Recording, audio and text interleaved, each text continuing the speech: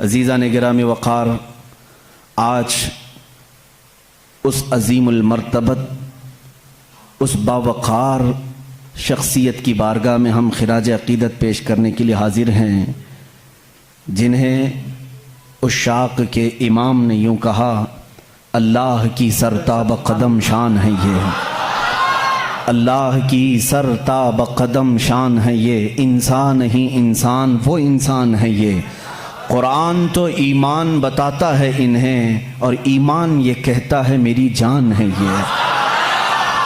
اس عظیم بارگاہ میں ہم آج خراج عقیدت پیش کرنے کے لیے حاضر ہیں، جس کو امام عشق و محبت نے یوں اپنے الفاظ میں کہا تھا، سب سے اعلیٰ و اولا ہمارا نبی، سب سے بالا و والا ہمارا نبی، سارے اونچوں میں اونچا سمجھیے جسے، ہے اس اونچے سے اونچا ہمارا نبی، سارے اچھوں سے اچھا سمجھیے جسے، ہے اس اچھے سے اچھا ہمارا نبی۔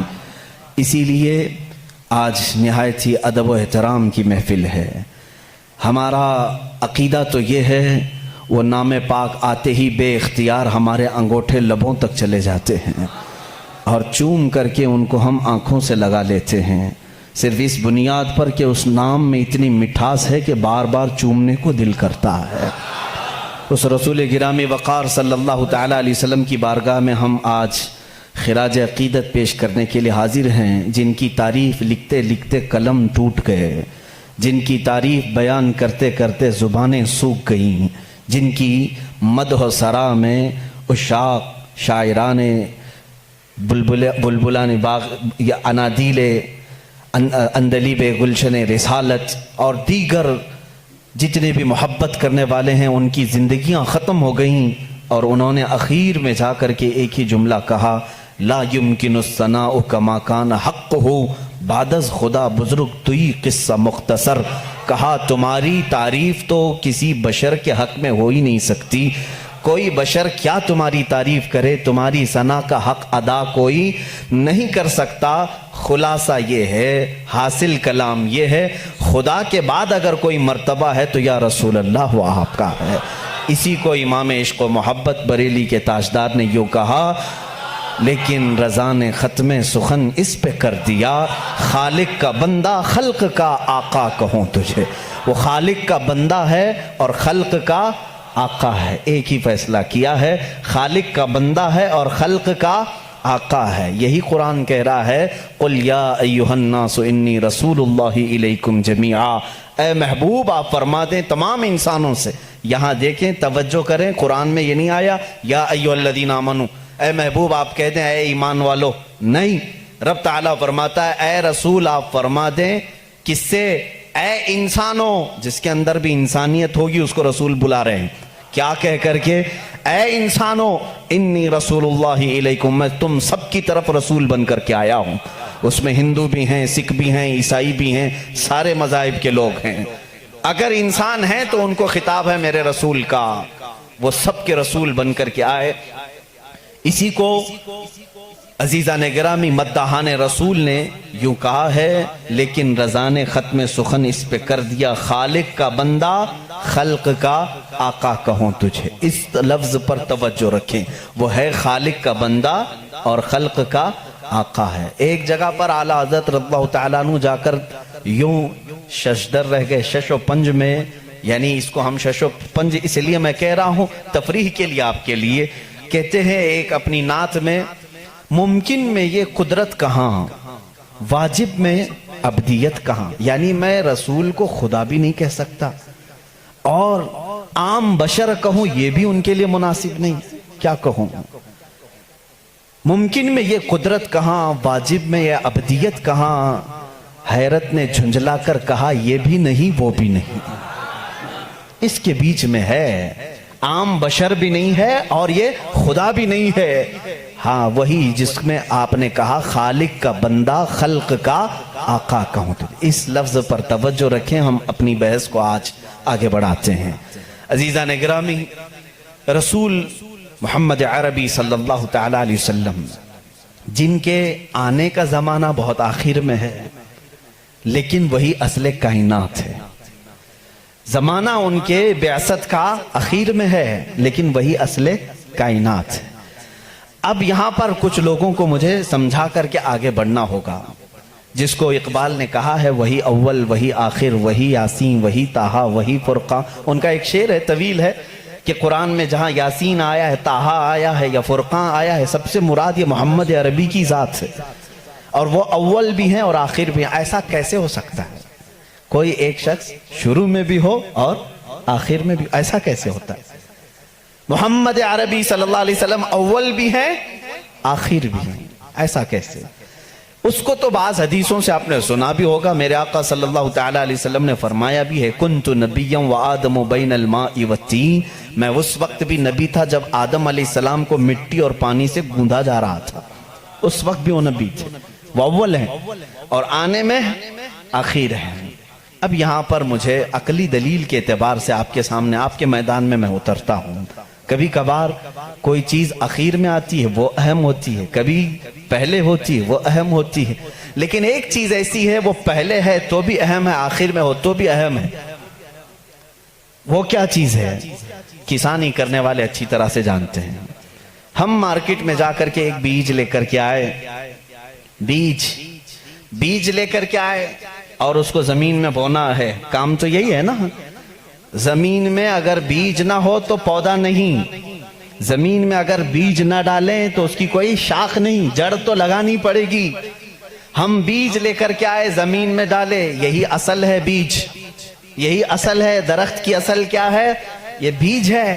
ہم نے بیج زمین میں بو دیا، پودا نکلا، اس کے بعد بڑھتا گیا، فصلیں ہونے لگی، جب جوان ہوا تو ڈالیاں تھوڑی مضبوط ہوئیں، پھر اس کے بعد اس کی شاخیں پھیلی، پھر جوان ہوا اور بڑی عمر کا ہوا، اب اس میں پتے پھیلنے لگے، جب بڑا ہو گیا درخت تو اب اس میں پھول آئے، پھول آنے کے بعد پھر پھل آئے، اور پھر پھل کے بعد ہم نے دیکھا جو بیج زمین میں بویا تھا آخر میں پھل میں وہی بیج نکل آیا، پھر وہی بیج آیا۔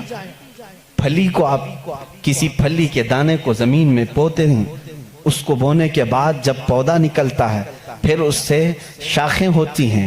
اس کا مطلب یہ ہوا کہ بیج اصل ہے، پودے کو اگانے کے لیے پتے بھی اسی بیج سے ہیں، پھول بھی اسی بیج سے ہیں، اور اس کی شاخ کی ساری ہریالی اسی بیج سے ہے۔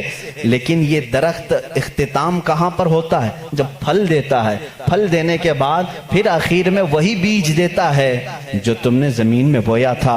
اس کا مطلب یہ ہوا کہ بیج اول میں ہو تو بھی اہمیت کا حامل ہے، آخر میں آئے تو بھی اہمیت کا حامل ہے۔ اسی طرح محمد عربی صلی اللہ تعالیٰ علیہ وسلم کی ذات ہے کہ سارے انبیاء آدم علیہ السلام سے لے کر عیسیٰ علیہ السلام تک جو سلسلہ ہے یہ اسی بیج کے شاخیں ہیں، کوئی اس میں سے پھول ہے، کوئی اس میں سے ہریالی ہے، کوئی اس میں سے اس کی پتے ہیں، اور اخیر میں آنے والا وہی محمد رسول اللہ صلی اللہ تعالیٰ علیہ وسلم جس کو اللہ نے شروع میں ہی رکھا تھا۔ وہ اصل کائنات ہے، مقصد کائنات ہے، کائنات کی وجہ اصل ہے۔ عزیزان گرامی، اس فلسفے کو اپنے ذہن میں رکھ کر کے اب میں ایک عالمی بات کرنے کے لیے آیا ہوں۔ جب اس رسول کے بارے میں ہم اتنی بڑی بات کہتے ہیں، وہی اول ہے وہی آخر ہے، اور خدا کے بعد محمد عربی صلی اللہ علیہ وسلم اور خدا کے درمیان کوئی تیسرا مقام نہیں ہے۔ اللہ رب العزت کے بعد دنیا میں اگر کوئی مقام ہے تو وہ صرف رسول پاک کا ہے۔ باقی سارے انبیاء اکرام علیہ السلام سب نبی ہیں، لیکن بعد محمد عربی صلی اللہ علیہ وسلم، میرے آقا صلی اللہ علیہ وسلم کی فضیلت کے بعد ہی ہیں، وہ افضل الرسل ہے۔ جب ہم اتنی بڑی بات کرتے ہیں تو کیا وہ رسول صرف مکہ والوں کے لیے آئے تھے؟ کیا وہ رسول صرف عربی لوگوں کے لیے تھے؟ کیا وہ رسول صرف ان کے ارد گرد رہنے والوں کے لیے آئے تھے؟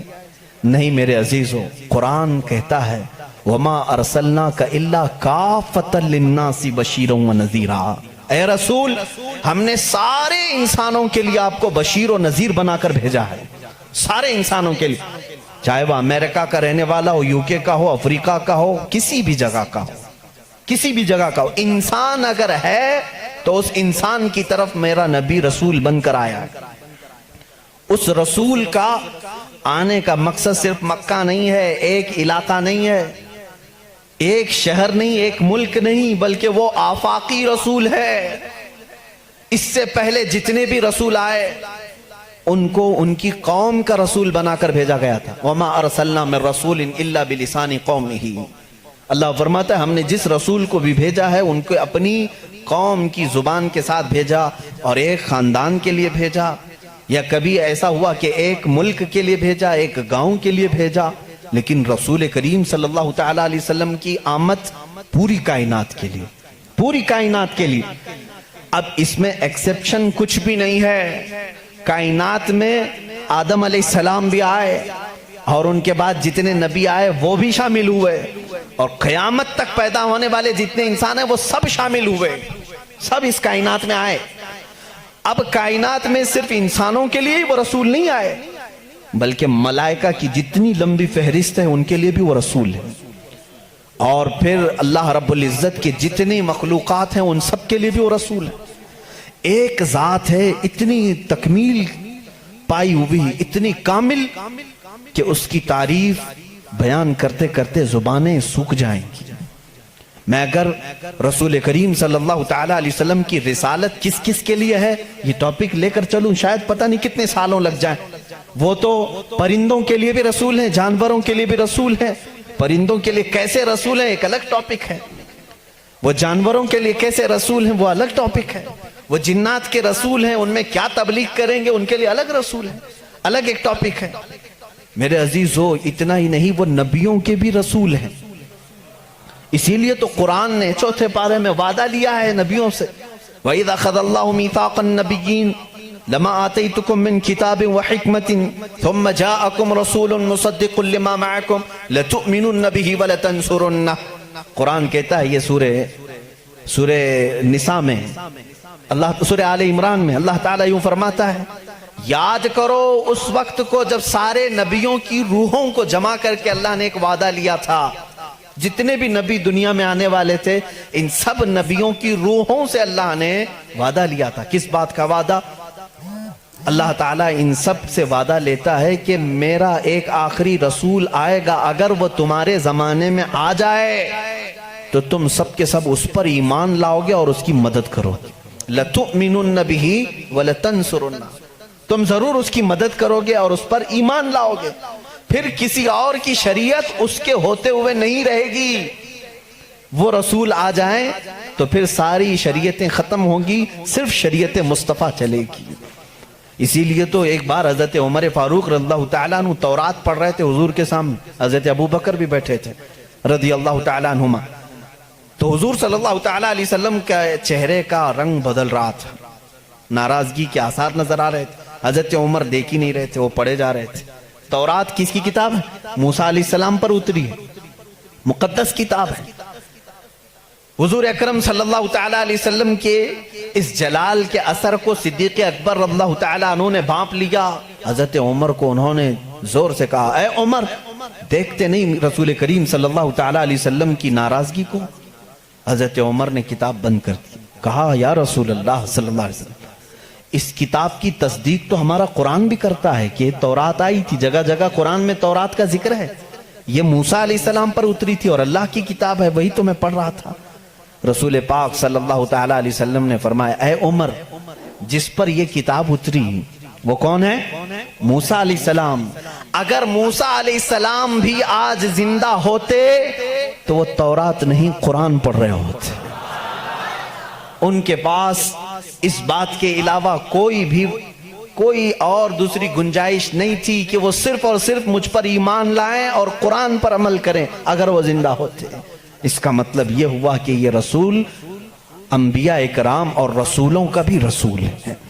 اب یہاں پر میں تھوڑی سی باتیں آپ کو الگ انداز میں لے کر کے چلوں گا تاکہ میرے مخاطب اس زمانے میں بہت دوسرے لوگ بھی ہیں۔ الحمدللہ ایک مسلمان اپنے نبی کونین صلی اللہ تعالیٰ علیہ وسلم کے متعلق جان فدا کرنے کی بات کرتا ہے۔ یقیناً میں اگر کہوں محمد صلی اللہ تعالیٰ علیہ وسلم، میں نے کسی سے کہا نہیں کہ چوم لو، لیکن ہمارا دل کہتا ہے کہ وہ جب نام آئے تو ہم چوم لیتے ہیں، اتنا بھی عقیدہ ہمارے پاس ہے۔ उस रसूल करीम सल्लल्लाहु अलैहि वसल्लम की तारीफ और तौसीफ हम अपने जो मजमों में करते हैं, ये सिर्फ बरकत के लिए करते हैं। आज मैं उनसे भी खिताब करता हूं जिन्होंने रसूल को अब तक पहचाना भी नहीं और दूसरे किसी मजहब से आज तक वाबस्ता है। इसमें दुनिया के जो बड़े मज़ाहिब हैं, मैं अपने पढ़ाई के ज़माने में इन किताबों को पढ़ा करता था तो मुझे हैरत होती कि ज्यूज दुनिया का एक बड़ा तबका है, यानी मजहब के एतबार से पुराना है। यहूदी बोलते बोलते आप लोग भी सुन करके थक गए होंगे, बल्कि अब तो कुछ लोगों को ऐसा लगता है ये गाली तो नहीं है, नहीं, बल्कि वो एक कौम का नाम है, एक कौम है। जैसे किसी को यजीदी कह देना गाली हो जाता है, जबकि वो एक शख्स का नाम है। खैर, ईसाईयत एक कौम है जो हजरत ईसा अलैहिस्सलाम पर ईमान लाई और उनसे पहले के अंबिया इकराम पर ईमान लाई। इनके अलावा भी कुछ दूसरे रिलीजियन पाए गए दुनिया में, जैसे बुद्ध मत है, आज उसके मानने वालों को बुद्धिस्ट कहा जाता है, बुद्धिज्म। इनके अलावा एक जरदश्ती मजहब था ईरान का, पारसी जिनको आज हम कहते हैं। ये पारसी मजहब भी बड़ा पुराना है, आग के पुजारी थे, मजूसी थे और इनका बानी जरदश्त था। ये दुनिया के बड़े मज़ाहिब का जिक्र कर रहा हूं, यहूदियत, ईसाईयत, बुद्ध मत, पारसी और उसके अलावा एक और बड़ा मजहब हिंदू मत है, जिनको आज हम रोजाना देख भी रहे हैं और हम जिस मुल्क में हैं यहां वो कसरत से हैं, हिंदू मत। इन तमाम मज़ाहिब से मैं आज साबित करूंगा कि इन सब की किताबों में मेरे नबी का जिक्र आया है, जिसके मुतालिक ये खुद आज तक पढ़ नहीं पाते या पढ़ करके जानबूझ के छुपा लेते हैं। अगर थोड़ा बहुत शुद्ध बुद्ध रखता हो कोई भी यहूदी या ईसाई या हिंदू या पारसी या बुद्ध, मैं उसको दावत सुखन दूंगा कि जाकर फिर से वेरिफिकेशन कर लेना मेरी बातों को। आया हमारी किताबों में ये बातें हैं, और अगर हैं तो हमारे पंडितों ने छुपाया क्यों है, और अगर हैं तो हमें क्या करना चाहिए। मैं शुरू से चलता हूं। यहूदी जो मजहब है, नाम जो है आप यहूदी सुनते हैं, ये दरअसल हजरत याकूब अलैहिस्सलाम के 12 बेटे थे, उनमें से बड़े बेटे का नाम यहूदा था। याकूब अलैहिस्सलाम नबी हैं अल्लाह के, जिनका नाम इब्रानी जुबान में इज़राइल है, इसराइल। उनके बेटों को बनी इसराइल कहते हैं। वो 12 बेटे थे याकूब अलैहिस्सलाम के, उन्हीं में से एक बड़े बेटे यहूदा थे, या बीच में कोई एक बेटे का नाम यहूदा था। उसी नाम से जो भी बनी इसराइल होता उसे यहूदी कहा जाने लगा। यहूदी एक कौम का नाम हो गया। वो अब उसको इंग्लिश में ज्यूज कहते हैं आज, ज्यूज। ये दुनिया की शरीर कौम है, बड़ी शरीर कौम है। पहले ये लोगों ने नबियों का कत्ल किया है। इनके बारे में क्योंकि मैं वही बातें कर रहा हूं जो कुरान कह रहा है। अगर आप कहेंगे बहुत कट्टरपंथी हो जाएगी तो फिर कुरान को भी बंद करना पड़ेगा। कुरान कहता है यक़्तुलून अन्नबिय्यीन बिग़ैरि हक़, ये ना हक नबियों का कत्ल करते थे। जब कुरान उनकी बातें बयान कर रहा है तो मैं क्यों ना बयान करूं। ये शरीर कौम थे, हक बात को कभी तस्लीम नहीं करते थे। बहरहाल ज़करिया अलैहिस्सलाम के कातिल ये हैं, यहया अलैहिस्सलाम के कातिल ये हैं, और ईसा अलैहिस्सलाम को सूली पर चढ़ाने के सारे बंदोबस्त इन्हीं ने किया। ये बात मुझसे नहीं, ईसाइयों से जाके पूछ लो, उनसे पूछना जीसस को कौन सूली पर चढ़ाया था। जबकि हमारा अकीदा है कि ईसा अलैहिस्सलाम को सूली नहीं दी गई। हमारा अकीदा कुरान से साबित है, उस पर मैं बाद में गुफ्तगू करता हूं। लेकिन ये यहूदी कौम बड़ी पुरानी है, याकूब अलैहिस्सलाम से चल रही है, ठीक है, काफी पुरानी। ये मानते किस किताब को? किसी भी दीन को, किसी भी मजहब से हमको अगर बात करना है तो उसकी जो मुकद्दस किताब है उसी से बात करना। मैं भी उन्हीं से बात करूंगा, हवाई फायरिंग नहीं। जो मुकद्दस किताब तुम्हारे नजदीक है उसी की बातें अगर मैं रखता हूं। यहां महफिल में इतना वक्त नहीं होता, थोड़ी थोड़ी झलकियां मैं दे करके जाऊंगा ताकि जो रिसर्च स्कॉलर हैं वो इसको आगे बढ़ाएं और फिर अपनी तहकीक से लोगों के सामने ये बातों को लाएं। यहूदी कौम جس کتاب کو مقدس مانتی ہے وہ تورات ہے جو موسیٰ علیہ السلام پر نازل ہوئی، اور زبور ہے جو حضرت داؤد علیہ السلام پر نازل ہوئی۔ ان کتابوں کے مجموعے کو آج انگلش میں اولڈ ٹیسٹمنٹ کہا جاتا ہے۔ یہ کتابیں مارکیٹ میں دستیاب ہیں، ان کو کیا کہتے ہیں؟ Old testament. تقریباً اس کتاب میں جو الگ الگ چھوٹی چھوٹی کتابوں کو ملایا گیا ہے 73 کتابوں کا مجموعہ ہے اولڈ ٹیسٹمنٹ۔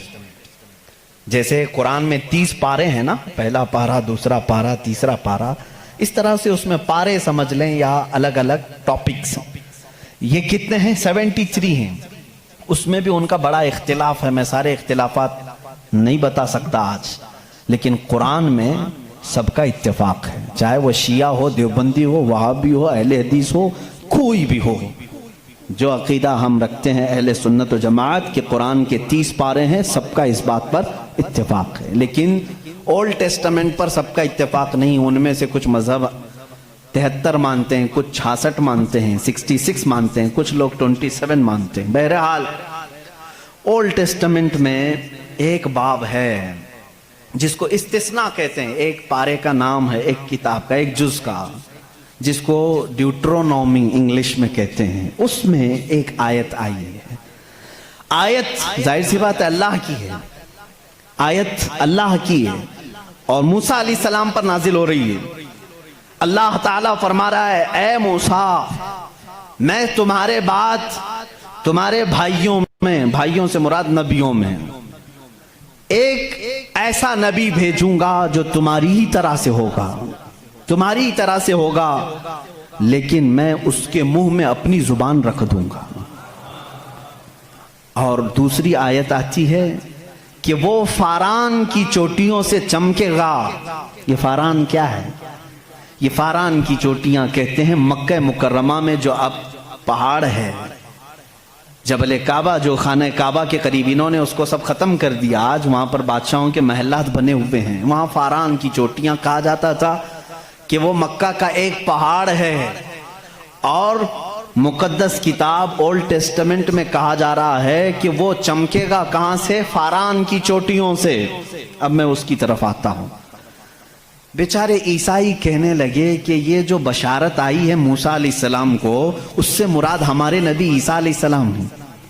یہ منہ میاں مٹھو بنتے ہیں۔ اس طور پر اللہ نے کیا فرمایا؟ اے موسیٰ، میں تمہاری ہی طرح ایک رسول بھیجوں گا۔ تمہاری ہی طرح سے مراد کیا ہے؟ عیسیٰ علیہ السلام موسیٰ علیہ السلام کی طرح بالکل نہیں تھے، کیونکہ موسیٰ علیہ السلام کی ماں بھی تھے، باپ بھی تھے۔ عیسیٰ علیہ السلام کی صرف ماں ہے اور باپ نہیں ہے۔ اگر ماں اور باپ والا کوئی رسول ہے تو وہ محمد عربی صلی اللہ علیہ وسلم، میرے آقا کی ماں بھی ہیں، باپ بھی ہیں۔ موسیٰ علیہ السلام کی طرح عیسیٰ علیہ السلام نہیں ہو سکتے۔ یہ میں کرسچن سے کہہ رہا ہوں، عیسائیوں سے کہہ رہا ہوں، جو یہ کہتے ہیں کہ موسیٰ کی بشارت میں ہمارے نبی کا ذکر آیا ہے۔ میں کہہ رہا ہوں نہیں، اس لیے کہ موسیٰ علیہ السلام کی شادی بھی ہوئی تھی، بچے بھی ہوئے تھے۔ عیسیٰ علیہ السلام کی شادی بھی نہیں ہوئی، بچے بھی نہیں ہوئے، وہ 33 سال کی عمر میں آسمانوں پر اٹھا لیے گئے۔ لیکن اگر موسیٰ علیہ السلام کی طرح شادی اور بچے والا کوئی رسول ہے، وہ محمد عربی صلی اللہ علیہ وسلم، شادی بھی کیا ہے آپ نے، بچے بھی فرمائے۔ اور دوسری آیت جو موسیٰ علیہ السلام سے یہ کہی گئی کہ وہ فاران کی چوٹیوں سے چمکے گا، میرے عزیزو اس کا مصداق کوئی دوسرا نبی ہو ہی نہیں سکتا۔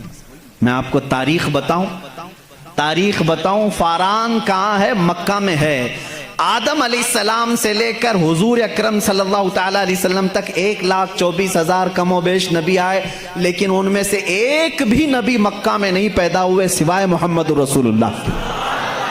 کوئی نبی مکہ میں نہیں پیدا ہوئے، صرف محمد عربی صلی اللہ علیہ وسلم۔ میرے آقا صلی اللہ علیہ وسلم 40 سال تک مکہ مکرمہ میں خاموش رہے، اپنے اخلاق و کردار کو اظہار کرتے ہوئے، لیکن 40 سال کی عمر کے بعد جب اللہ کی وحی آئی، قرآن کی آیتیں آئی، تو سب سے پہلے میرے آقا صلی اللہ علیہ وسلم نے پورے مکہ والوں کو ایک دعوت دے کر جمع کیا تھا۔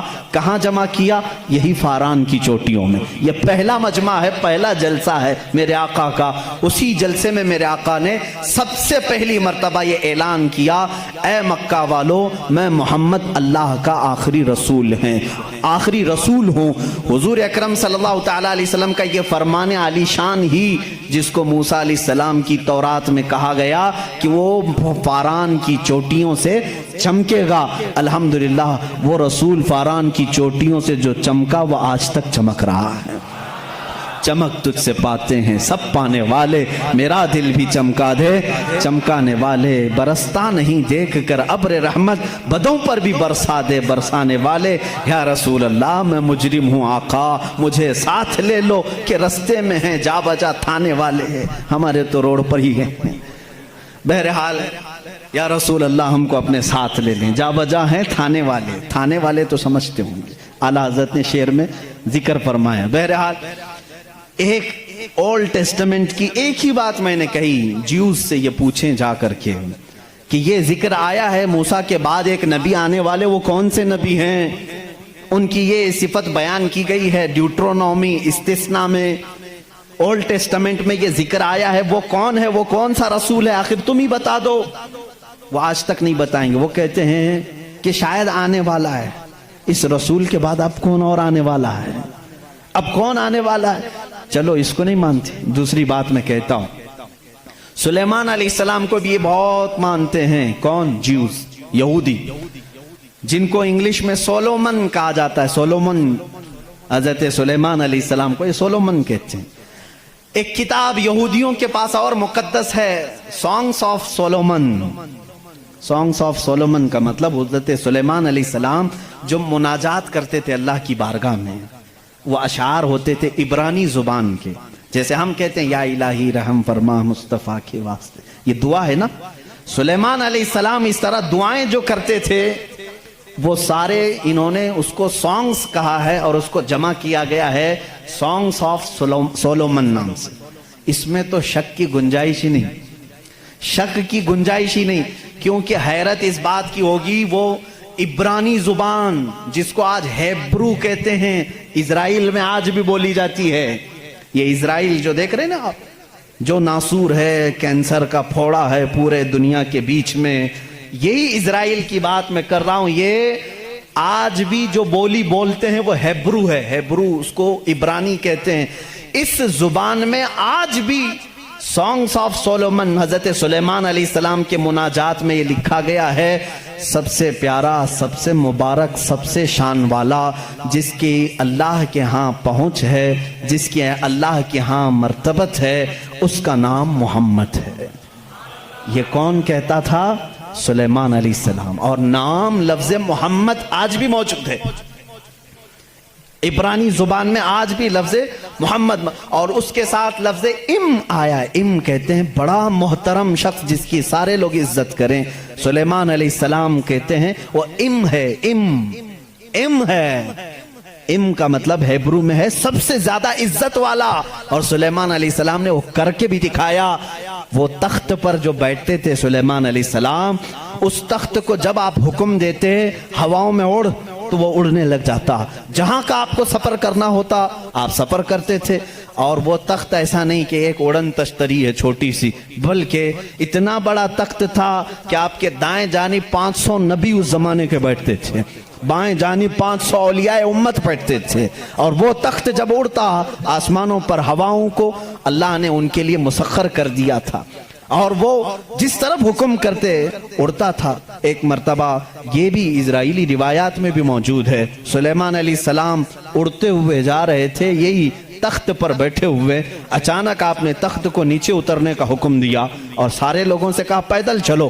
تخت اٹھا کر لے جایا گیا، پیدل چلنے لگے، بہت لمبا عرصے تک، لمبی مسافت پیدل چلنے کے بعد پھر آپ سوار ہوئے، پھر سب کو سوار کر لیا، پھر ہوا کو کہا کہ اس تخت کو اڑا لے جائے فلاں سمت میں۔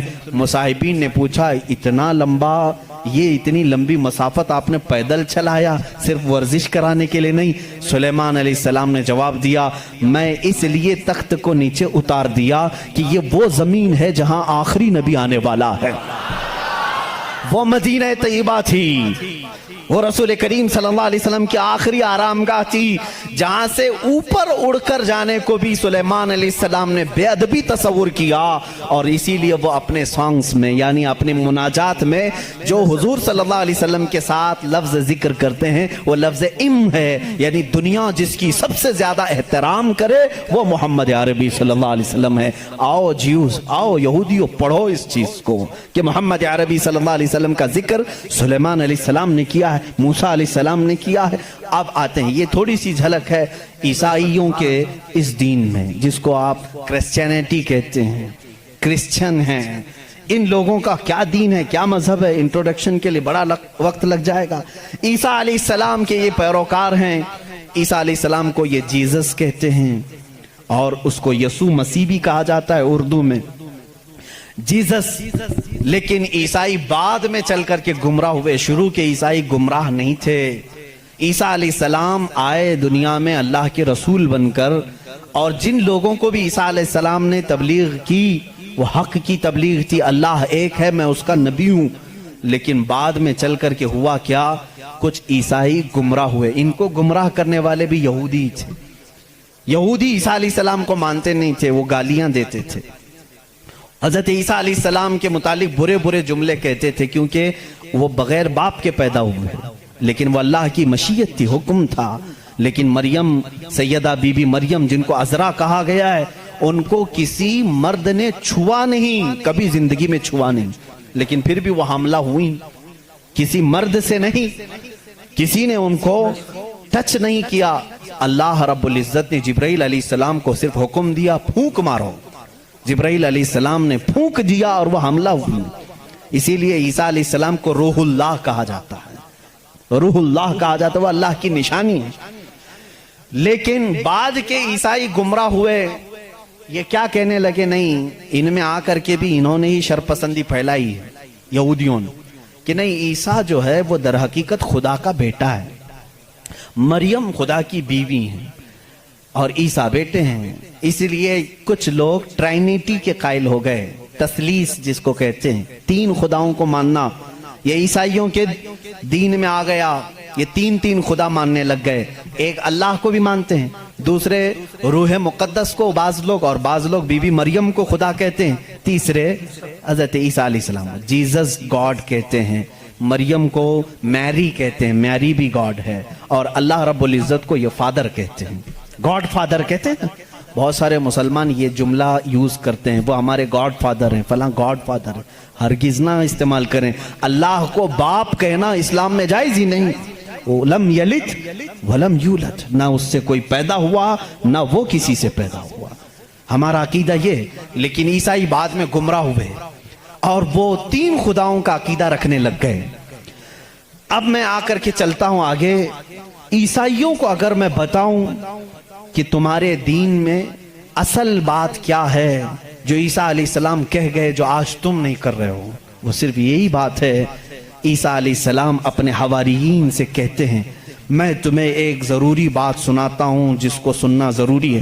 اس کا حوالہ بھی میں دے دوں، یہ کہاں ہے، یہ بات کہاں ہے، کیونکہ میری باتوں کا ہو سکتا ہے ری ویریفیکیشن ہو، کراس ویریفیکیشن ہو، اور معلومات کرنے کے لیے میں آپ کو حوالہ دیتا ہوں، ریفرنس دیتا ہوں۔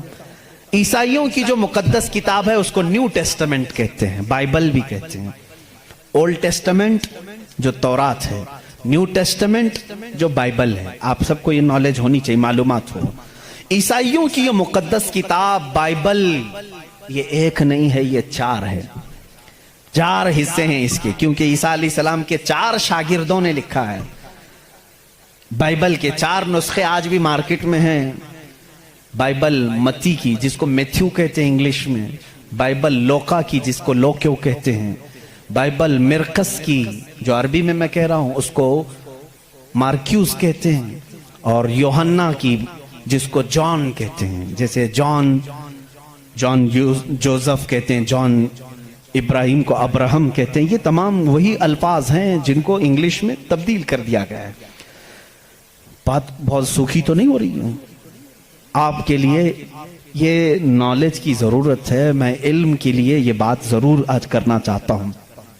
محمد ہمارے بڑی شان والے ہیں، میرے آقا صلی اللہ تعالیٰ علیہ وسلم کا تذکرہ آخر اللہ تعالیٰ پرانی کتابوں میں کیسے نہیں کرے گا؟ وہی اول ہیں، وہی آخر ہیں، تو اول ہمیشہ سے وہ اس کا وجود دنیا میں رہے گا ہی رہے گا۔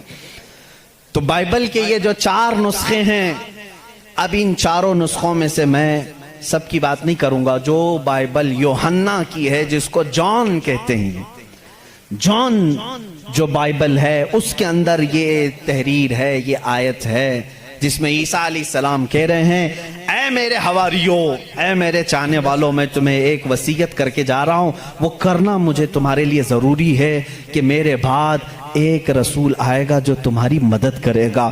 لوگ مجھ پر الزام لگائیں گے، وہ میری پاکی بیان کرے گا۔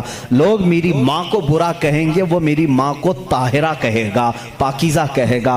اور میرے بعد ایک نبی آئے گا، تم سب اس کے انتظار میں رہنا اور اس کے انتظار میں رہنا اور اس کے تعاون میں رہنا۔ لوگوں نے پوچھا، ہم اس کو کیسے پہچانیں؟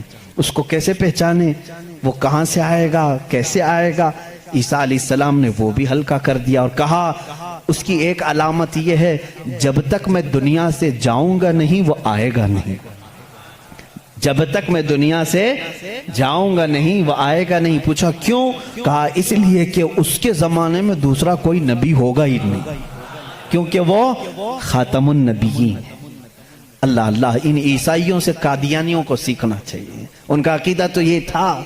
عیسیٰ علیہ السلام یہ اپنے حواریین سے کہہ رہے ہیں، جان بائبل کی کتاب، اس میں یہ تحریر موجود ہے، یہ عبارت موجود ہے۔ اور اس میں لوگوں نے پوچھا، ہم اس کو کیسے پہچانیں؟ کیا ہیں اس کی نشانیاں؟ کیا ہیں؟ تو ایک یونانی ورڈ ہے، آج بھی بائبل میں ہے، پیریکلیٹوس نام سے، انگلش میں اس کو پیریکلیٹوس کہتے ہیں۔ یہ لفظ آج بھی کتابوں میں موجود ہے، آج بھی ہے، اور ان ظالموں نے اس کا ترجمہ الگ الگ کیا۔ عیسیٰ علیہ السلام نے کہا تھا کہ وہ پیریکلیٹوس ہوگا، تم اس کو پہچانو گے، تو اس کا ترجمہ یہ لوگ کرتے ہیں وہ ایسا ہوگا ویسا ہوگا، بلکہ حقیقت میں یہ یونانی ورڈ کا ترجمہ ہوتا ہے نہایت ہی رحم دل، بلکہ ہر انسان کے لیے وہ رحمت ہوگا، ہر انسان کے لیے رحمت ہوگا۔ بلکہ اس کے ترجمے میں، پیریکلیٹوس کے ترجمے میں کہا گیا ہے، جو جانوروں سے بھی اچھا سلوک کرے، جو کائنات کی ہر چیز سے اچھا سلوک کرے، اسے پیریکلیٹوس کہا جاتا ہے۔ اب اس کا مصداق قرآن کی آیت میں ہے، وَمَا أَرْسَلْنَاكَ إِلَّا رَحْمَةً لِّلْعَالَمِينَ۔ اس رسول ہی کو اللہ نے رحمت کہا ہے، جس کو عیسیٰ علیہ السلام کی اس بائبل میں کہا گیا پیریکلیٹوس ہوگا، وہ رحمت ہوگا۔ عیسائی آج بھی لوگوں کو گمراہ کر رہے ہیں، ان کے بڑے، کیونکہ اگر وہ کہہ دیں گے کہ پیریکلیٹوس رحمت والا، وہ مدینے والا ہے، تو ان کا دھندا بند ہو جائے گا۔ یہاں کون آئے گا پاؤں چومنے؟ سب کے سب پھر مدینے کا رخ کریں گے۔ اسی لیے چھپاتے ہیں، لیکن ہم بتاتے رہیں گے انشاءاللہ۔ عزیزان گرامی، عیسیٰ علیہ السلام کی پاکی بیان کرنے کی بات آئی، انہوں نے کیا نشانی بتائی؟ وہ رسول آئے گا، میری پاکی بولے گا، مجھ پر الزام لگائیں گے اور میری ماں کو گالیاں دیں گے تو وہ اسے طاہرہ کہے گا۔ آؤ میں آپ کو حضور صلی اللہ تعالیٰ علیہ وسلم کے زمانے تک پوری ہسٹری بتا دوں، 550 سال کی۔ عیسیٰ علیہ السلام کے ساتھ ہوا کیا؟ جب آپ 33 سال کی عمر کے تھے، یہودی دشمنی پر آ گئے اور ایسی دشمنی کیے کہ آپ کو قتل کرنے کا منصوبہ بنا کر آپ کے گھر کے ارد گرد آ گئے، یروشلم میں، جہاں یہ آج جا کر کے اس کو اپنی کیپٹل سٹی بنا رہے ہیں۔ عیسیٰ علیہ السلام کو وہاں پر انہوں نے گھیر لیا۔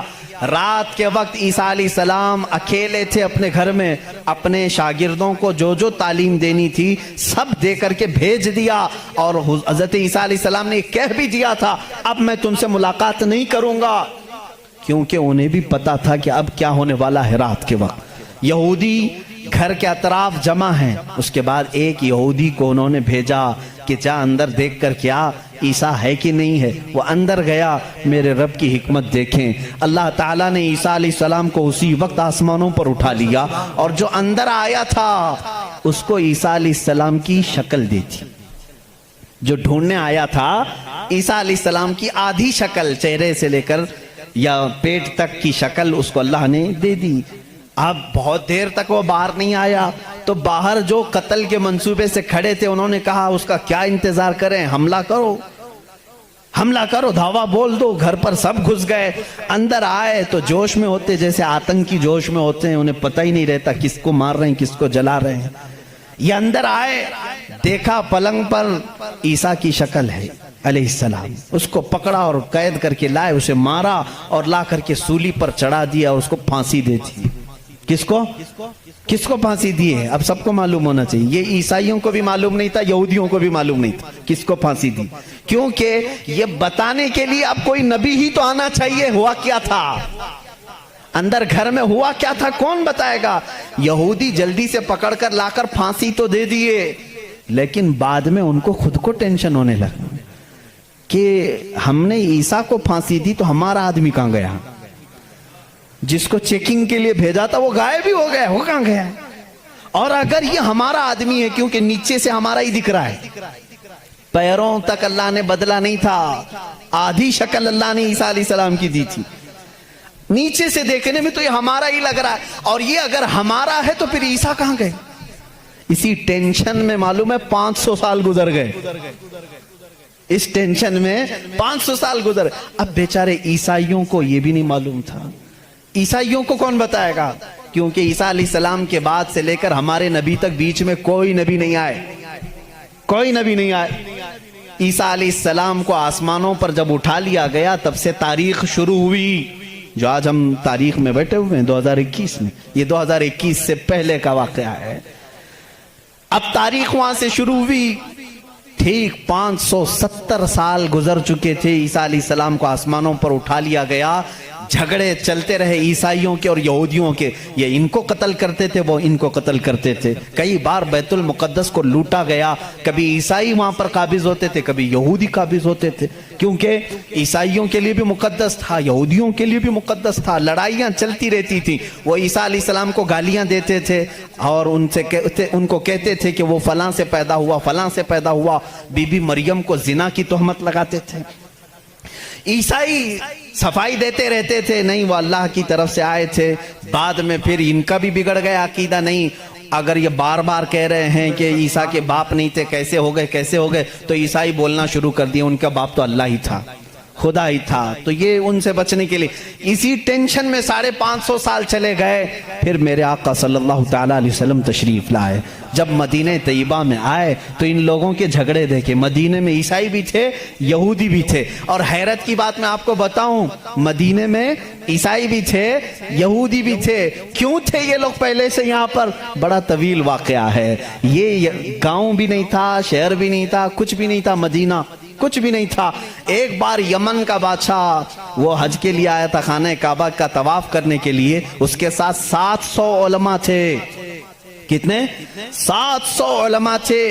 وہ جب واپس جا رہا تھا تو وہ علماء جو تورات بھی جانتے تھے، انجیل بھی جانتے تھے، انہوں نے ساری علامتیں میرے نبی کے آنے کی پڑھ لی تھی. انہوں نے زمین کو دیکھا اور پہچان لیا. کہا وہ آخری رسول جو آئیں گے وہ اسی زمین پر آئیں گے، کیونکہ ہماری کتابوں میں لکھا گیا ہے عرب کے صحرا میں ایک چٹیل میں ایک زمین ایسی ہوگی جو پہاڑوں سے گھری ہوگی اور درخت کھجوروں کے کثرت سے ہوں گے، وہاں ہریالی ہوگی، اس کے بیچ میں وہ رسول آخری زمانے میں آئے گا. ان لوگوں نے پہچان لیا یہی زمین ہے.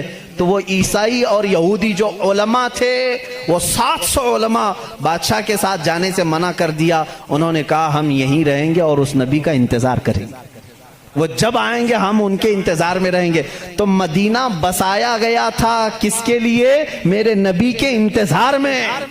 اس سے پہلے وہاں آبادی نہیں تھی، کوئی آبادی نہیں، اور بسایا ہی نہیں یہودیوں نے. یہودی ہی انتظار میں آ کر کے مدینے میں رہے. اور اتنا ہی نہیں، وہ بادشاہ نے ان کے لیے سب کے لیے گھر بنائے، ایک آبادی بنی، اور اپنا ایک لیٹر بھی دے کر کے گیا کہ اگر وہ نبی آ جائیں تو میرا یہ خط ان کو دے دینا کہ میں بھی ان پر ایمان لاتا ہوں. اس واقعے کو کئی 100 سال گزر گئے لیکن وہ خط محفوظ تھا. جب رسول کریم صلی اللہ علیہ وسلم مدینہ ہجرت کر کے آئے تو آپ سب کو معلوم ہے، میں طوالت میں نہیں جاتا، تفصیل میں نہیں جاتا. حضور پاک صلی اللہ علیہ وسلم کو ہر کوئی اپنے گھر بلا رہا تھا. حضور نے کیا فرمایا؟ میری اونٹنی پر چھوڑ دو، یہ جہاں بیٹھے گی وہاں میں قیام کروں گا. اونٹنی کہاں بیٹھی؟ حضرت ابو ایوب انصاری کے گھر پر. اسی صحابی کے گھر کیوں بیٹھی؟ हुजूर सल्लल्लाहु ताला अलैहि वसल्लम उस घर में मेहमान हुए हजरत अबू अय्यूब अंसारी के।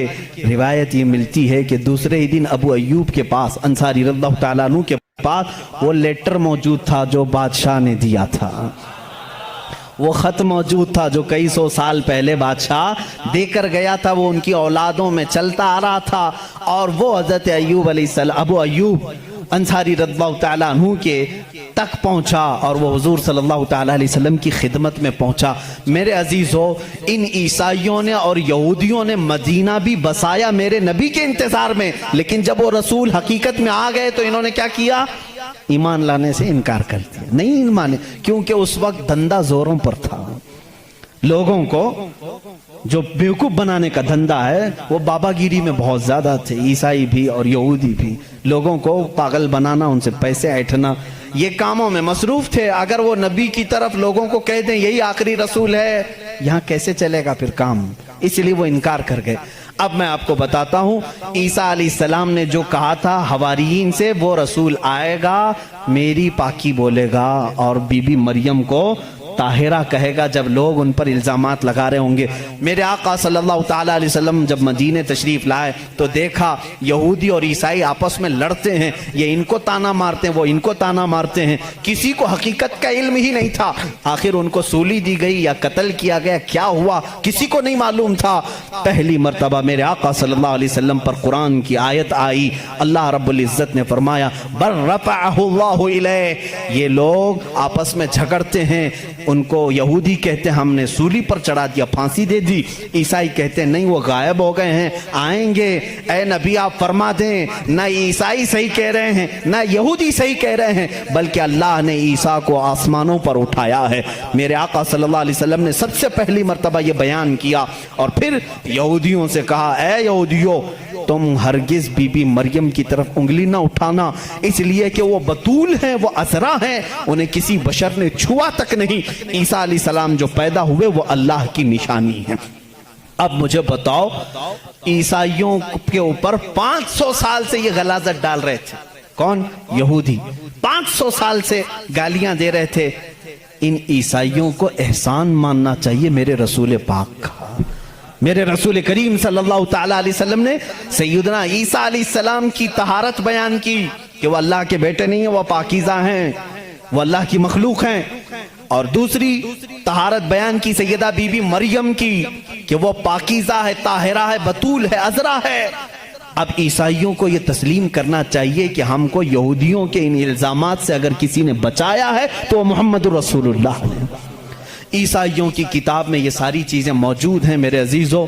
अब यहाँ पर बात बहुत ज़्यादा है, मैं आपको मुख्तसर लेकर के जा रहा हूँ। दुनिया के जो बड़े मज़ाहिब हैं, जो बड़े रिलीजियन हैं, उनमें से यहूदी भी हैं, ईसाई भी हैं। तीसरे नंबर पर अगर मैं बुद्ध मत का जिक्र करूँ, बुद्धा जिसको गौतम बुद्ध कहते हैं, इस दीन का बानी, इस दीन का फाउंडर, इस दीन का मौजिद गौतम बुद्ध, उसकी तालीमात, उसकी किताबें आज भी मौजूद हैं।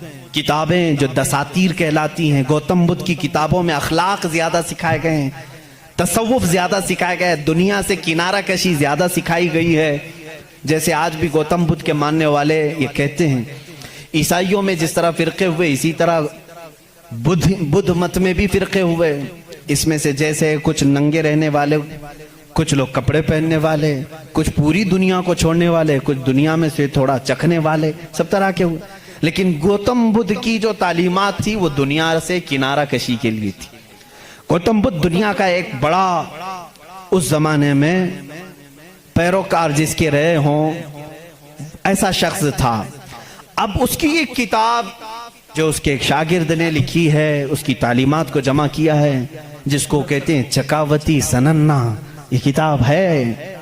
उस किताब में गौतम बुद्ध तालीम दे रहा है, कहता है कि ऐ मेरे चाहने वालों, ऐ मेरे मुरीदों, ऐ मेरे शागिर्दों, सुनो मैं तुम्हें एक बड़ी बात बताता हूँ। कहा मैं एक ही बुद्धा नहीं हूँ, दुनिया में एक बहुत बड़ा बुद्धा आएगा। बुद्धा कहते हैं पाकीज़ा और मुकद्दस आदमी को, मुकद्दस आदमी को बुद्धा उस ज़ुबान में कहा जाता है। एक और बड़ा एक बड़ा बुद्धा आएगा और वो तबलीग करेगा, اس کی تبلیغ شروع میں بھی عروج پر ہوگی اور جب پھیلے گی تو ہزاروں کی تعداد میں ہوگی۔ اس نے کہا جس طرح میرے شاگرد سینکڑوں میں ہیں اس کے شاگرد لاکھوں میں ہوں گے۔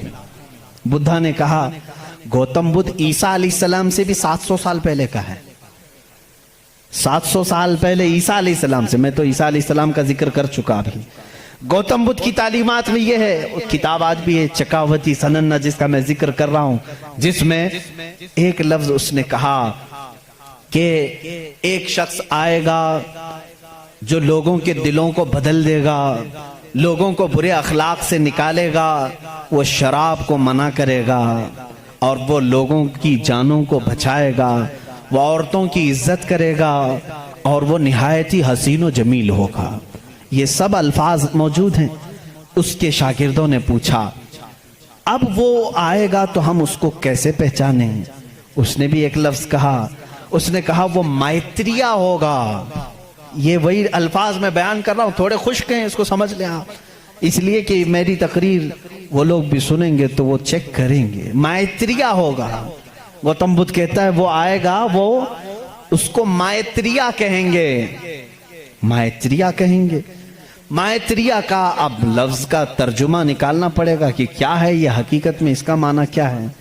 مائتریہ کا جب عربی میں ٹرانسلیٹ کیا گیا تو اس کو کہا گیا رحمت للعالمین۔ اس نے کہا اس کو کہا جائے گا مائتریہ، مائتری کا مطلب ہوا سارے جہانوں کے لیے جو رحمت ہوگا۔ مجھے بتاؤ میرے عزیزو، سارے جہانوں کے لیے رحمت میرے نبی کے علاوہ کون بن کر آیا؟ قرآن کہتا وما ارسلناک الا رحمت للعالمین، اے محبوب ہم نے آپ کو سارے جہانوں کے لیے رحمت بنا کر کے بھیجا ہے۔ گوتم بدھ نے پھر جو نشانیاں بتائی ہیں وہ حیرت کی ہیں، حیرت کی ہیں۔ اس کا ایک خادم تھا انندا نام سے، اس خادم کو لے کر کے وہ ہمیشہ چلتا تھا اور اس کی وہ بڑی حفاظت کرتا تھا انندا۔ اور سری لنکا کی زمین پر یا کسی اور علاقے میں اس نے انندا نے پوچھا کہ تم جس مائتریہ کا ذکر کرتے ہو کہ ایک بڑا بدھا آئے گا، اس کی کچھ نشانیاں بھی تو بتاؤ۔ تو اس نے کہا گوتم بدھ نے کہ مجھے جہاں تک معلوم ہوتا ہے جس طرح تو میرا انندا ہے اسی طرح وہ مائتریہ کا بھی ایک خادم ہوگا جو اسے کندھوں پر بٹھا کر کے ایک غار تک لے جائے گا۔ اور دوسرے کچھ الفاظ میں اس کی تشریح بعض لوگوں نے کہا وہ حضرت انس رضی اللہ تعالیٰ عنہ جو حضور صلی اللہ علیہ وسلم کے خادم تھے، ہمیشہ حضور کے ساتھ رہتے تھے، ہر جنگ میں حضور کے ساتھ تھے، ڈیفنس کے لیے رہتے تھے حضرت انس رضی اللہ تعالیٰ عنہ۔ بہرحال اس نے پھر پوچھا انندا نے گوتم بدھ سے کہ بدھا اس کی اور کچھ نشانیاں بتاؤ کہ جب وہ آئے گا تو کیسا ہوگا۔ تو اس نے کہا کہ وہ پیدا ہوگا تو صبح ہو رہی ہوگی، وہ پیدا ہو رہا ہوگا صبح ہو رہی ہوگی، جس سہانی گھڑی چمکا طیبہ کا چاند۔ میرا نبی کس وقت دنیا میں آیا ہے؟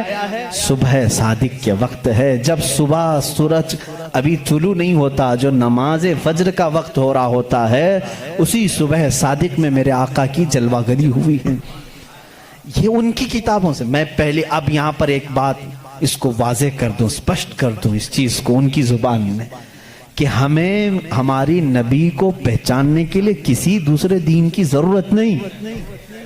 میں اپنے نبی کو رحمت للعالمین تسلیم کرتا ہوں، میرا قرآن کہہ رہا ہے بس مجھے کافی ہے۔ میں تو تم سے کہہ رہا ہوں، ان لوگوں سے جس کو تم مقدس مانتے ہو، چلو ہم انہی کو اٹھا کر تمہیں بتائیں۔ ظاہر سی بات ہے الفضل لما شہید بہ الاعداء، عربی میں کہا جاتا ہے فضیلت تو اس کی ہے جس کی دشمن بھی گواہی دیتے ہیں۔ اب بدھا یہ کہتا ہے، گوتم بدھ یہ کہتا ہے کہ وہ بدھا آئے گا تو وقت صبح کا ہو رہا ہوگا۔ پھر کہا اس نے کہ اس کی ایک اور علامت میں تمہیں بتاؤں کہ اس کو بہت بڑی بصیرت ملے گی، بہت بڑی بصیرت، نالج اس کے پاس بہت بڑا آئے گا، اتنا بڑا آئے گا کہ وہ اس نالج سے پوری دنیا کو دیکھے گا، اتنا نالج اس کے پاس۔ میں اس کو بصیرت کو نالج کہہ رہا ہوں، اتنی فہم اتنی ادراک اس کو ملے گی۔ یہ گوتم بدھ کہہ رہا ہے اپنے خادم سے انندا سے کہ اتنی نالج اس کو ملے گی کہ اس سے وہ پوری دنیا کو دیکھے گا اور اسی سے وہ پوری دنیا کے نظام کو چلانے کی بات کرے گا۔ لیکن اس کی علامت یہ کہ یہ ہوگی کہ وہ جو نالج، وہ جو بصیرت اس کو ملے گی اس بدھا کو، وہ رات کے وقت ملے گی۔ وہ کب ملے گی؟ رات کے وقت ملے گی۔ میں یہ کہتا ہوں جس بصیرت کا وہ ذکر کر رہا تھا میرے مصطفیٰ کے لیے، وہ قرآن پاک ہے، اور وہ نازل ہوا ہے۔ قرآن خود کہتا ہے اِنَّا أَنزَلْنَاهُ فِي لَيْلَةِ الْقَدْرِ، ہم نے قرآن کو نازل کیا ہے۔ کب نازل کیا ہے؟ لیلۃ القدر میں، رات کے وقت نازل کیا ہے۔ گوتم بدھ کہہ رہا ہے اسے ایک بصیرت ملے گی، بہت بڑی نالج ملے گی، اور وہ رات کے وقت ملے گی، اور وہ رات بہت چمکدار ہوگی۔ وہی تو ہمارا قرآن کہہ رہا ہے لیلۃ القدر خیر من الف شہر۔ اس رات کو تم کیا جانو، وہ ایک رات 1000 مہینوں سے بہتر ہے۔ رات کے وقت بصیرت ملی۔ تیسری اور ایک اس نے علامت بتائی۔ اس کے خادموں نے بہت پوچھا، انہوں نے پوچھا اچھا کیا، باقی بدھوں کے لیے پوچھا، اور اس نے کہا کہ اس کی ایک اور علامت تم دیکھو کہ وہ مائتریہ جو ہے، وہ جو سب سے بڑا بدھا ہوگا، وہ جب دنیا سے جا رہا ہوگا تو وہ اور بھی رات کا وقت ہوگا۔ دنیا سے جا رہا ہوگا وہ بھی رات کا وقت ہوگا، لیکن اس کے چلے جانے کے بعد کوئی اس جیسا بدھا قیامت باقی کبھی نہیں آئے گا، کبھی نہیں آئے گا، اور اس رات اندھیرا ہوگا۔ یہ سب اس نے، یہ چکاوتی سننا جو کتاب میں بتا رہا ہوں اس میں، اور کچھ دساتیر ہیں اس میں یہ باتیں بیان کی گئیں۔ اب میں آپ کو بتاؤں وفات رسول کے متعلق۔ میرے آقا صلی اللہ تعالیٰ علیہ وسلم جس وقت دنیا سے رخصت ہو رہے تھے، ماں عائشہ صدیقہ رضی اللہ تعالیٰ عنہا اس کی گواہ ہیں، وہ پیر کا دن تھا، شام ہو چکی تھی، رات کا وقت تھا، بعض روایات میں ہے۔ رسول کریم صلی اللہ تعالیٰ علیہ وسلم اس وقت نزع کی عالم میں تھے، حضرت عائشہ صدیقہ کے زانوں پر سر رکھ کر آرام فرما تھے، اور اچانک دروازے پر دستک ہوئی، اور حضور اکرم صلی اللہ علیہ وسلم نے فرمایا اجازت ہے اندر آ جاؤ۔ حضرت عائشہ نے کہا کون ہے جو اندر آ رہا ہے، اس حالت میں آپ کی تکلیف ہے ابھی؟ رسول کریم صلی اللہ علیہ وسلم نے فرمایا عائشہ یہ وہ آیا ہے جو کسی کے پاس جانے کے لیے کبھی اجازت نہیں مانگتا، وہ ملک الموت، صرف میرے پاس آنے کے لیے وہ اجازت مانگ رہا ہے، اور آج کے بعد پھر کسی کے پاس جانے کے لیے اجازت نہیں مانگے گا۔ میں نے اجازت دے دی، ملک الموت آئے، رسول کریم صلی اللہ تعالیٰ علیہ وسلم کی روح پاک کو نکالا، رب اعلیٰ کے پاس لے گئے۔ یہ حضور کی وفات کے آخری اوقات، وہ بڑے غمگین ہیں، میں پھر جذبات میں ڈوب جاؤں گا۔ حضور اکرم صلی اللہ تعالیٰ علیہ وسلم جب وفات پائے، حضرت عائشہ صدیقہ رضی اللہ تعالیٰ عنہا کو خبر ہی نہیں تھی اس چیز کی، وہ باتیں کرتے ہوئے مصروف تھی۔ حضور اکرم صلی اللہ تعالیٰ علیہ وسلم کے ساتھ باتیں کرنے میں وہ مصروف تھیں۔ اچانک صدیق اکبر رضی اللہ تعالیٰ عنہ حجرے میں داخل ہوئے، اندھیرا تھا، اندھیرا تھا۔ حضور اکرم صلی اللہ علیہ وسلم کے جسم اقدس کے پاس جیسی آئے، حضرت صدیق اکبر نے محسوس کر لیا کہ اللہ کے آخری رسول اب دنیا سے پردہ فرما چکے۔ آپ اپنے آنسوؤں کو ضبط نہ کر سکے، آپ نے انا للہ پڑھا اور سیدھے میرے آقا کے ماتھے کو بوسا دیا، اور اس کے بعد روتی ہوئی آنکھوں سے صدیق اکبر نے کہا واللہ لن یجمع الموتین، اللہ کی قسم اب اللہ تعالیٰ دوسری موت کبھی آپ پر نہیں لائے گا۔ ایک موت آنی تھی وہ آ گئی، اے رسول اب دوسری موت کبھی نہیں آئے گی۔ حضرت عائشہ نے یہ سن کر کے فوراً استعجاب کا اظہار کیا۔ وہ کہتی ہیں اس وقت تک انہیں احساس نہیں ہوتا کہ یہ آقا رسول کریم صلی اللہ تعالیٰ علیہ وسلم دنیا سے پردہ کر چکے ہیں۔ حضرت عائشہ کو انہوں نے اٹھایا، میرے آقا صلی اللہ تعالیٰ علیہ وسلم کے جسم ناز کو جب انہوں نے سلایا، جانتے ہو یہ وہ رات تھی، یہ وہ رات تھی۔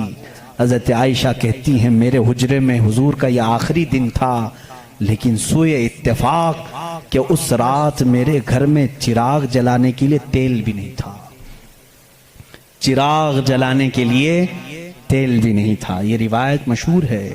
جس رات رسول کریم صلی اللہ علیہ وسلم کی وفات ہوئی وہ اندھیری رات تھی، اور اندھیرا کیوں نہ ہو جب سورج غروب ہو جائے، جب آفتاب غروب ہو جائے تو اندھیرا کیسے نہ ہو۔ لیکن میرے عزیزوں اس بات کو میں یہاں بتانا چاہتا ہوں، بدھوں کی کہ بدھزم میں یہ بات بتائی گئی۔ گوتم بدھ نے یہ خود کہا کہ وہ مائتریہ آئے گا تو روشن ہوگا، جب وہ جا رہا ہوگا تو نہایت ہی اندھیرا ہوگا، روشنی نہیں ہوگی، لیکن اس کا چہرہ چمک رہا ہوگا۔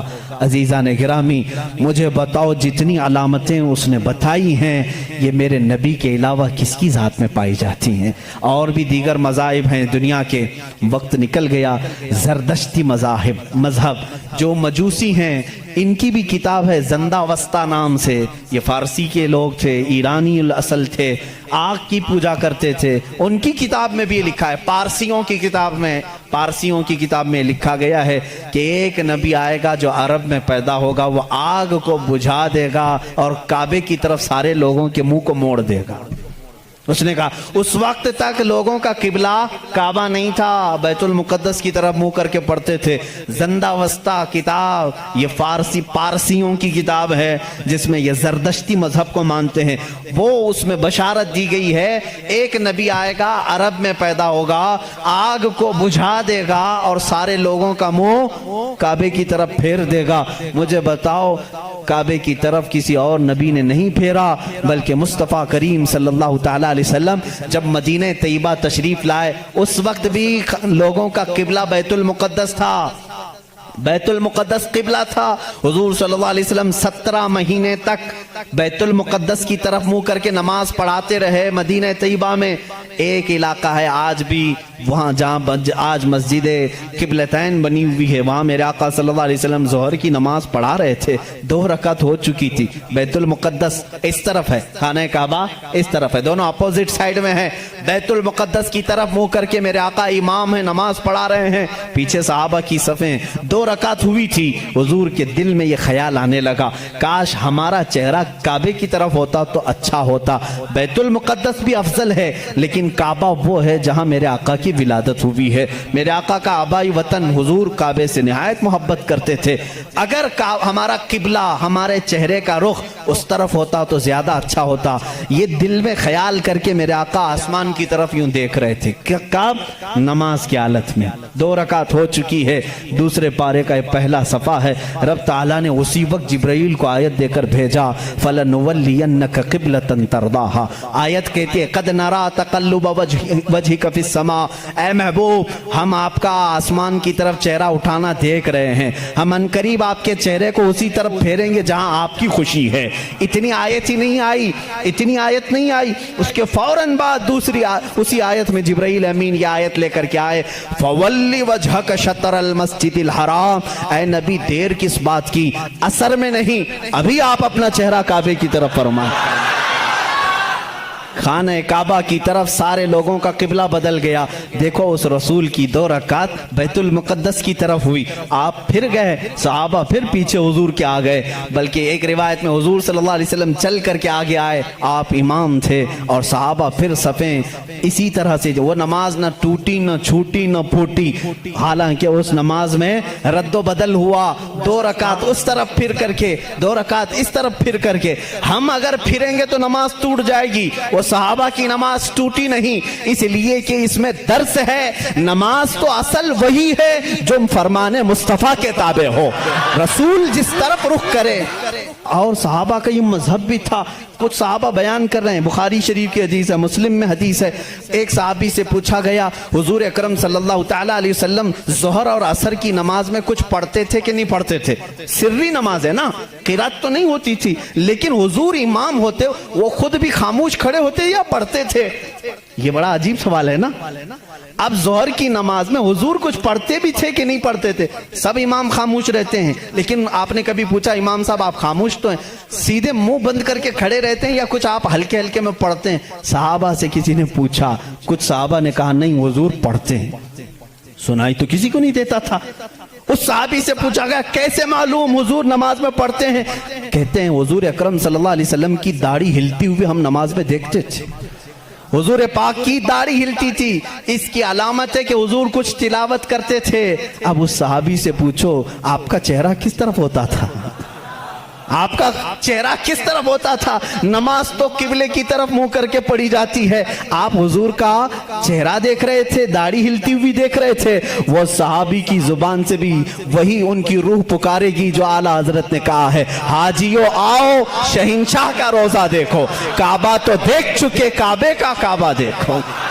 गौर से सुन तो रजा, काबे से आती है सदा, मेरी आंखों से मेरे प्यारे का रोजा देखो। काबे का वो काबा है, सहाबा इकराम देखते थे। तो मैं यहाँ पर बात ये कर रहा था ज़रदश्ती मजहब में, पारसियों के मजहब में जो किताब उनकी मुकद्दस है जिसको ज़ंदावस्ता कहते हैं, उसमें ये बशारत उन्होंने दी है, एक नबी आएगा, एक शख्स आएगा, अरब में पैदा होगा, आग को बुझा देगा और सारे लोगों का मुंह फेर करके कहाँ करेगा, काबे की तरफ कर देगा। उन्होंने जो कहा था वो सही कहा था। वो रसूल मुहतशम सल्लल्लाहु अलैहि वसल्लम तशरीफ लाए, और जिस वक्त मेरे आका तशरीफ लाए थे, ईरान में 1000 साल से आग जल रही थी, अचानक बुझ गई। आग बुझ गई। सारे काहिन उस दिन परेशान थे, इस आग को कभी हमने बुझने नहीं दिया था, आज कैसे बुझ गई। वही दिन था 12 रबीउल अव्वल का, जब किसरा बादशाह के महल में दरार पड़ गई। जिस महल के बारे में उसका चैलेंज था कि इसको दुनिया की कोई ताकत गिरा नहीं सकती, वो आज भी मौजूद है इराक के एक शहर मदाइन में। लोग कहते हैं किसरा का महल, हम देखने के लिए भी गए कई मरतबा। उसमें बीच में से एक दीवार ऐसी टूटी है कि अंदर से आदमी जा आ सकता है, इतनी बड़ी दरार है। बादशाह उस महल में बैठता था, वो टूटी कैसे, फटी कैसे। उसने भी बुलाया सारे नजूमियों को, ये क्या हो गया अचानक, किसी ने हथौड़ा भी नहीं मारा लेकिन ये टूट गई। ईरान में उन सारे लोगों ने बुलाया, आग 1000 साल से नहीं बुझी थी, आज कैसे बुझी, किसी ने पानी भी नहीं डाला। दोनों जगह जो नजूमी जमा हुए थे सबों ने एक ही जवाब दिया।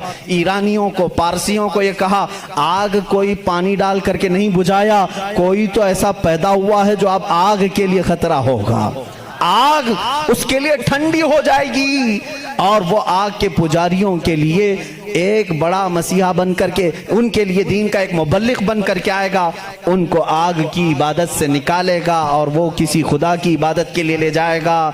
उस दिन नजूमियों ने उन्हें कहा, और इधर इराक में किसरा ने जब बुला करके मीटिंग ली, क्यों दीवार कटी, क्यों दीवार टूटी, उससे भी उन्होंने कहा हथौड़ा तो किसी ने नहीं मारा, लेकिन ऐसा लगता है कि दुनिया में कोई एक बच्चा ऐसा आया है जो पूरे लोगों के दिलों को तब्दील करने वाला है। हमने पढ़ा है कि उसके आते ही अजीबो गरीब बातें होंगी। मेरे अजीजों, पारसियों की किताबों में वाक़यात मौजूद हैं। इसीलिए आला हज़रत ने फरमाया, जिस दिन वो रसूल पैदा हुए थे, ईरान की आग बुझ गई, किसरा के बादशाह का महल तड़क गया, दीवार में शगाफ आ गया, चिर गई।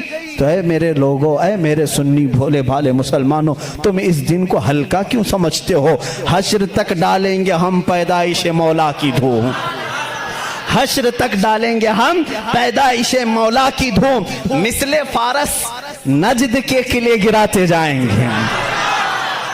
बात तो समझ में आ गई होगी ना। अक्सर शेर, खुद न थे राह पर औरों के आदी बन गए, क्या नजर थी जिसने मुर्दों को मसीहा कर दिया, मुर्दों को मसीहा कर दिया। उस रसूल से तुम्हारा रिश्ता है, निस्बत है, हल्का मत समझना। अब मैं समझता हूँ जिस नौजवान के अंदर ये फीलिंग आती है, पता नहीं दुनिया मुझे क्या कहेगी, मैं दाढ़ी रखूंगा, मैं टोपी पहनूंगा तो क्या समझेगी, ऐसा ना समझो। अगर दाढ़ी ऐब होती तो कायनात के सबसे हसीन चेहरे पर दाढ़ी कभी नहीं आती। 2 जुमले आज मेरी तकरीर से लेकर के जाओ। दुनिया में सबसे ज्यादा हसीन किसको समझते हो, किसको समझते हो? और स्मार्ट और हैंडसम के लिए दाढ़ी छिलाना तुम कैसे सोचते हो? दाढ़ी छिलाने को हैंडसम बनना और स्मार्ट ये हो ही नहीं सकता। अगर ये ऐब होता तो सबसे हसीन चेहरे पर कभी आती ही नहीं, आती ही नहीं। दुनिया के सबसे हसीन चेहरे पर दाढ़ी थी, और दुनिया की सबसे मुकद्दस औरत फातिमा के सर पर दुपट्टा था। ये 2 जुमले आज मेरे काफी हैं, 2 जुमले मेरे काफी हैं।